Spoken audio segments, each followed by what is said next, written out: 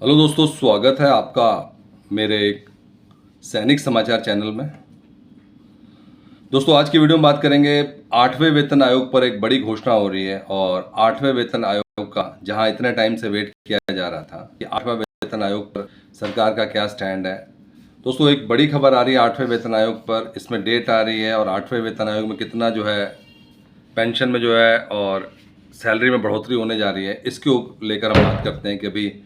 8वें वेतन आयोग पर जो लेटेस्ट अपडेट आ रहा है और 8वां वेतन आयोग जो है आपको 2026 से ही लागू होगा, ये इसमें जो है क्लियर कट कहा जा रहा है। इसी के साथ साथ दोस्तों,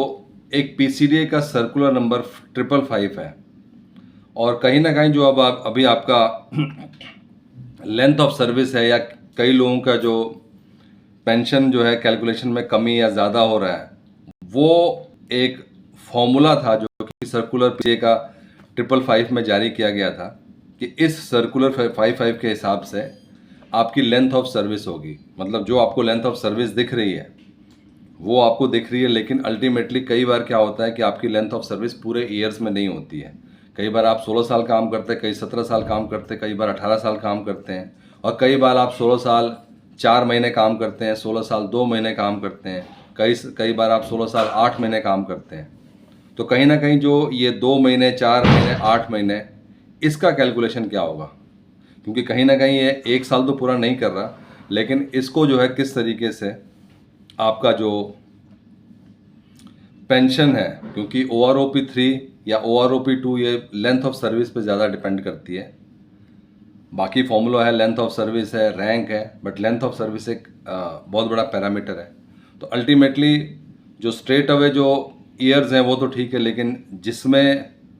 कुछ महीने हैं, कुछ साल कुछ महीने हैं, उस केस में जो है एक पीसीडीए ने ऑलरेडी पहले सर्कुलर जारी कर दिया है। तो जिन लोगों की पेंशन कम या ज़्यादा लग रही है,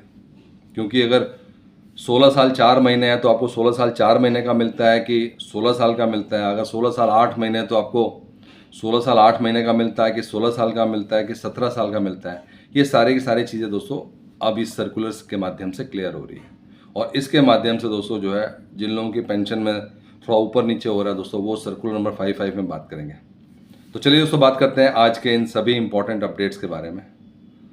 दोस्तों, अगर चैनल पर आप पहली बार हैं तो चैनल को ज़रूर सब्सक्राइब करें, जिससे आने वाली हर वीडियो का अपडेट आपको मिलता रहे और साथ ही साथ बेल आइकन ज़रूर दबाएं। दोस्तों,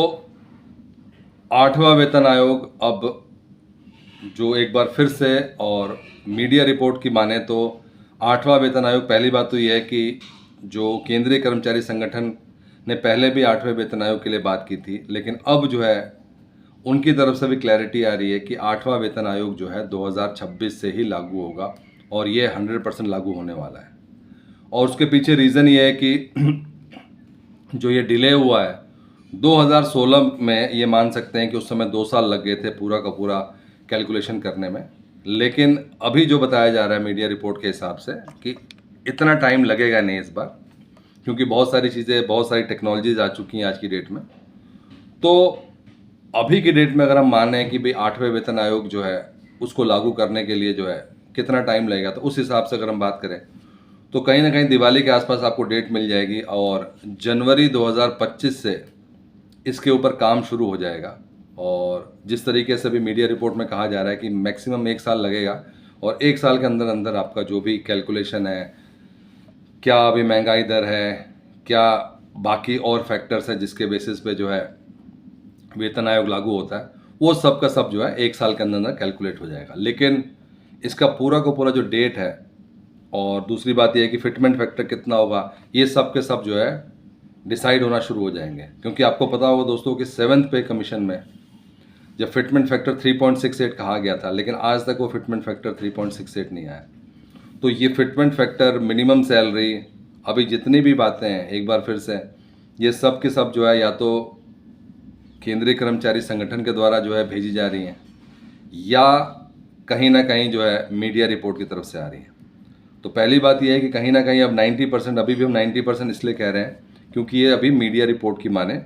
तो ये कहा जा रहा है कि ये जो 8वां वेतन आयोग है 100% लागू होगा। और प्लस अगर हम टेक्निकली देखें तो ये भी बात में तर्क लग रहा है कि पहले 2 साल लगे थे तो अब 1 साल लगेगा, और 1 साल के टाइम में, क्योंकि अभी लागू होना है 2026 है, तो अभी 2026 नहीं आया हुआ है, तो अगर 2025 से भी लागू होता है तो लागू मतलब उसके ऊपर काम करना शुरू होता है, वो सारी कमेटी बैठती है, तो 2026 तक जो है चीज़ें तैयार हो जाएंगी। दोस्तों सबसे बड़ी वेट रहेगी जहाँ पे कि फिटमेंट फैक्टर, क्योंकि अभी हमने फिटमेंट फैक्टर बहुत सारे अलग अलग बात किया था, 3.68 से अब 1.9 की बात की जा रही है, फिर मिनिमम सैलरी की बात की जा रही है। तो इस तरीके से दोस्तों ये इम्पोर्टेंट रहेगा कि सरकार की तरफ से ऑफिशियली क्या आता है। बात करते दोस्तों OROP 3 के लेकर जो है PCDA का सर्कुलर नंबर जो 555 आया था, उसमें जो है जो हम बात कर रहे हैं कि जो आपका जो पूरा साल है वो तो ठीक है, लेकिन साल के बाद जो कुछ महीने हैं उनका क्या कैलकुलेशन है। तो उसमें साफ लिखा है दोस्तों कि while calculating length of qualifying service for pensionary benefits, किसी भी पेंशनरी बेनिफिट्स के लिए पेंशन से रिलेटेड बेनिफिट देना है तो लेंथ ऑफ सर्विस है a fraction of a year equal to 3 months and above but less than 9 months is treated as 1/2 year। मतलब 3 month एंड अबोव मतलब 2 महीना है फिर आपका हाफ ईयर नहीं माना जाएगा, लेकिन 3 महीना है और उससे अबव है लेकिन 9 महीने से कम है, मतलब 3 महीने 4 महीने 5 महीने अप टू 7 महीना 7 मंथ अप टू 8 मंथ आपको आधा साल का उसका बेनिफिट मिलता है। तो जिसने 3 महीने भी काम किया है उसको भी हाफ ईयर का मतलब उसको 3 महीने एक्स्ट्रा बेनिफिट मिल रहा है। जिसने 6 महीने काम किया उसको तो चलो उतना बराबर ही मिल रहा है, जिसने 7 महीने 8 महीने काम किया उसको कम मिल रहा है। तो ये कैलकुलेशन है कि क्या कहीं पे लोगों को जो है ज़्यादा बेनिफिट मिल रहा है, कहीं पे कम मिल रहा है। द 9 months और more but less then a year is stated complete 1 year। उसके बाद से 9 महीना 10 महीना 11 महीना, जिसने 9 महीना पूरा कर लिया है उसका अल्टीमेटली उसको 3 महीने का बेनिफिट मिल रहा है। जिसने 10 महीना पूरा कर लिया उसको भी लगभग जो है 2 महीने का बेनिफिट मिल रहा है। तो ये कैलकुलेशन ऑलरेडी दे दिया गया था for determine the amount of pension with effect from 83 से ये है। इफ क्वालिफाइंग सर्विस में has been mention as 17 years 10 month तो इट शुड बी 18 years। तो ये दोस्तों जो फ्रैक्शन ऑफ जो आप ईयर प्लस जो आपका